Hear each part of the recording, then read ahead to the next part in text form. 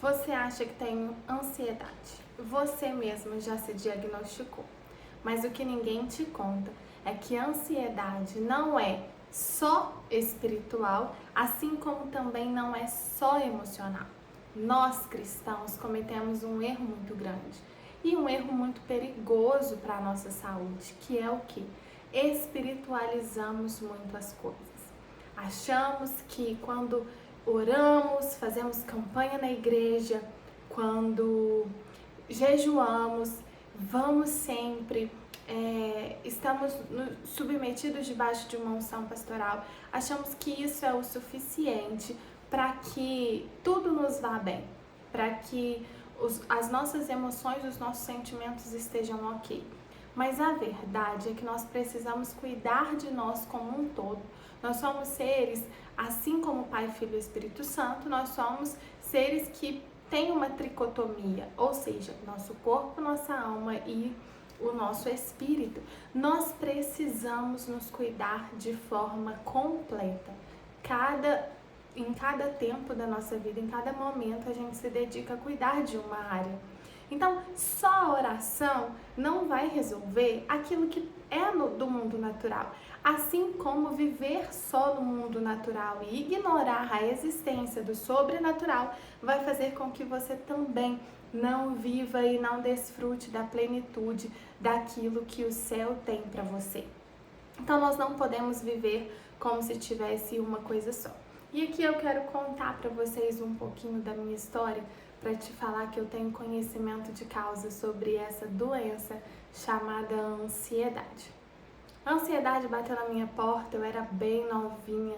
Aos 6 anos eu fui diagnosticada com epilepsia, que é o aceleramento do cérebro. Então eu já tomava remédios para ansiedade desde muito pequena. E os meus pais não podiam me contar o dia que a gente ia viajar ou comprar material escolar, porque senão eu ficava muito ansiosa e desmaiava. Mas o auge da minha ansiedade foi na minha adolescência, quando eu tive que lidar com o divórcio dos meus pais. O divórcio dos meus pais mexeu muito comigo, mexeu muito com a minha alma, com a minha mente. Gerou em mim muitos transtornos emocionais e muitos traumas, como o sentimento de abandono, por exemplo.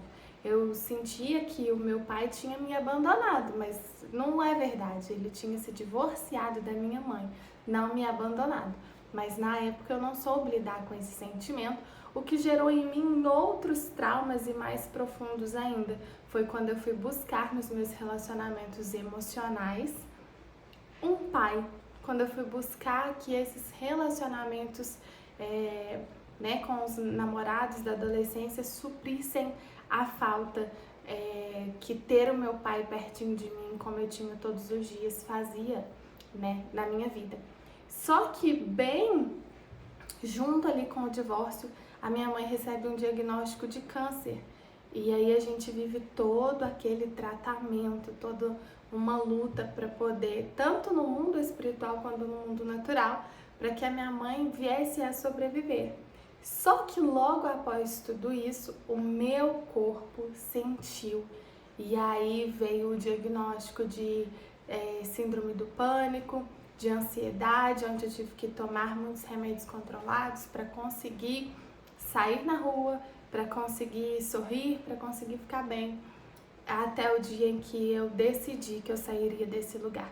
Foi um processo longo, foi um processo doloroso, assim como provavelmente é o que você está sentindo e é por isso que você está aqui até agora nesse vídeo. Lidar com a ansiedade é muito difícil. Lidar com a ansiedade não é algo muito fácil, e quando as pessoas dizem: ei, você precisa acalmar a sua mente, você precisa mudar os seus pensamentos, parece que a pessoa não sabe o que ela está falando, porque só quem tem a crise de ansiedade entende o desespero que é o coração acelerado, a língua formigando, a sensação de que você vai morrer naquele momento. Não é fácil, eu te entendo e eu compreendo a sua dor. Mas o que eu quero te dizer é que uma decisão sua pode mudar tudo. O cenário da sua vida, as coisas que aconteceram em volta de você podem até ter te levado para este lugar. O lugar onde o seu corpo desmorona simplesmente porque ele não pode ter e não tem o controle de tudo que está à sua volta. Isso é um fato. Você não pode controlar tudo e todos. Você não pode controlar como as coisas acontecem, mas você pode e deve controlar a sua mente. A partir do momento que você começar a fazer uma metanoia, uma transformação da sua mente, é possível você viver livre da ansiedade e livre dos remédios controlados. E eu estou te falando porque é assim que eu vivi até hoje. Até os meus 18 anos, dos 6 aos 18, eu tomava remédios para ansiedade, remédios de convulsão, até o dia que eu decidi que eu ia trabalhar a minha mente, que a minha mente não ia mais me dominar. Entende? Então, o que foi preciso? Foi preciso uma decisão constante, diária. E não só deixar os pensamentos me atropelarem. Eu precisava, quando esses pensamentos ruins chegavam até a minha mente, quando o coração começava a acelerar, eu sabia o que estava acontecendo.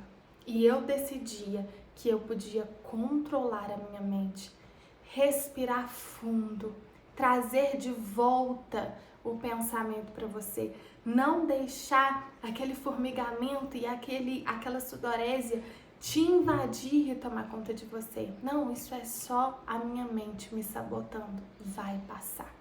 Comece a se distrair, comece a procurar coisas, a respirar fundo, tentar achar coisas que te façam bem e que alimentem a sua alma. Então, se o ambiente que você tá poluído e tá fazendo com que você sinta sentimentos ruins, aquilo que você vê, aquilo que você ouve, tem muito poder sobre como você lida com os seus sentimentos. Exercem um poder sobre nós muito maior do que nós imaginamos. Então, comece a limpar o ambiente, sabe? Comece a organizar a sua vida. Comece o dia sorrindo, declarando que esse dia vai ser bom para você.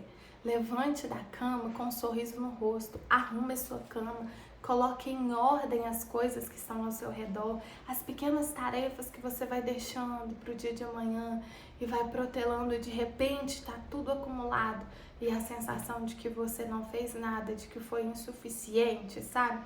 Ou de que você protelou aquilo que precisava ser resolvido.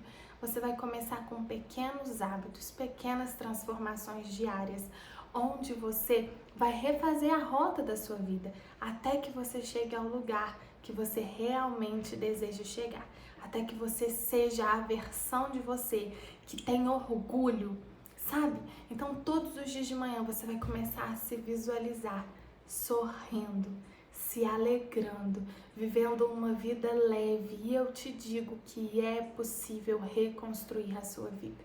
Aquela menina que se sentiu abandonada, aquela menina que passou por alguns relacionamentos que a feriram mais ainda, é uma menina que hoje tem 30 anos, caminhando, chegando nos 31, com uma família linda, com uma filha de 9 anos, um marido que faz tudo por mim. É possível ser feliz. A minha mãe sobreviveu, nós vivemos um relacionamento maravilhoso e sabe, temos construído um relacionamento com o Senhor. Então, existe uma vida abundante para você.